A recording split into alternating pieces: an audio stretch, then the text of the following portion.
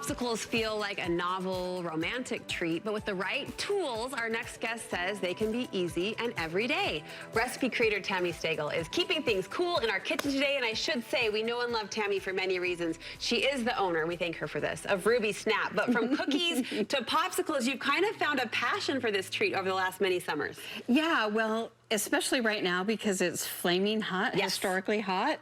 And I was like, what a better thing to present than popsicles. But this just isn't a recipe for you, Tami. This has a sweet memory.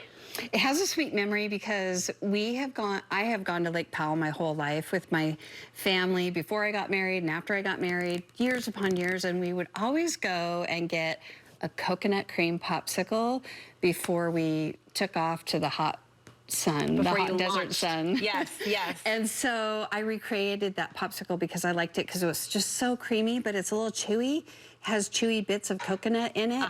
And I'm like, I'm recreating it. So I recreated it last summer. Love that. I love for you, that was the moment. Like that was the Lake Powell moment. Now you've got the taste, which those sensory experiences do bring back the nostalgia so quickly for us. We're gonna learn through your creamy coconut popsicle, but the techniques and the tools you're gonna show us today could obviously be adapted to any flavor. Well, first of all, it's a 4-ingredient popsicle, super easy to make, and all of the science is figured out for you in the recipe.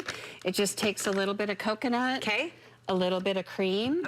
A really good high-fat coconut milk. You're particular about yours. I love this one and this one. These are my two favorite brands.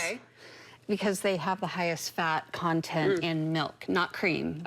And then a sweetened condensed milk. So it just takes those 4 things, mix it up in the blender for about 60 seconds, and then pour it into your favorite mold. Now talk to me about the mold. Should we start there? Yes. Because there's so many to choose from. And I mean, you can, from Target to Home Goods, I feel like you hit the checkout aisle, and at those check wraps, there's always some sort of cute, colorful mold grabbing my attention. Well, I provided KSL with the links to everything. Oh, good, good. And so you have your silicone mold, which I think is like standard and popular, and I do really like them very much. Good enough. But you can see there's different sizes. So a recipe can go maybe a little bit further than the mold. And then one thing about the silicone molds is they can expand if you overfill them. So you get a wonky shape. So this is an aluminum one with a hard plastic. This looks legit. These are the legit ones that we're getting there. Really expensive, but.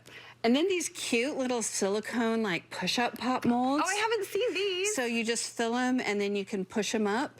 And then they have a cute little lid that is freezer safe. Nothing will spill in your freezer. I actually love that, so there's no stick. I love these. Yeah, where do you get these? Amazon. Okay, thank you, sister. What's and this? Then these usually come with your popsicle molds. They're little collapsible funnels. Oh, okay. So they collapse, and then you just use them to put your liquid product into your mold. Pour. Okay.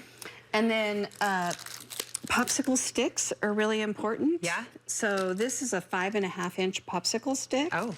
And this is a stick that you would normally get. So you can see the difference. Oh yeah, we want to go, you said 5.5 inches? Yeah, so I have a link for you on that one. And I'll show you why. Like when you put them into the mold. Look at how short that is. Hello. It almost disappears. Yes, thank you for being the true researcher that you are. Noted. These are stainless steel popsicle molds. Look at how cute they are. They're darling. And you could just dip it in a little bit of warm water, and then your popsicle should just pop right out. Oh my gosh! You want to try it? I sure do. And you say expensive. Like, what are we talking? Probably, these are like in the $50 range, where these are going to be like $7. Oh, that's so good. So. That's so subtle, too. It's not like the cheesy, loud flavor. Right. And it's all natural because there is no like coconut oil flavoring. It's just all coconut. Okay, now I love that we're dipping into Tami's personal library as well because you've done the work on the recipe books. See all the tabs. If I were to ask you, I know they're tabbed, they're loved, they're dog-eared, your favorite. What would be a good starter book for someone who wants to get into this too? I would say maybe this one because it has the most tabs. So. But yeah, and then there's these cute little push-up bags. So if you're doing like fruity flavors, it just has a little Ziploc opening. You fill it with your little funnel and stick it in the freezer, and it looks like this. Oh, hello. This looks professional. You could sell these, and people do. People do. Yeah. And really, we talked about the creamy coconut recipe. Tami has graciously shared that with us too, so it can be part of our summer tradition. But you could adopt this, as I said, to any flavor profile, right? Out there? Yes. And I have recipes on my website for all kinds of fresh, fruity popsicles that are about 79 calories. A full giant one of these is only about 149 calories. So who's counting? Yeah. I think a piece of coconut just flew out of my mouth. As I try to eat this yummy popsicle and talk at the same time, working hard for the money. That's all I can say.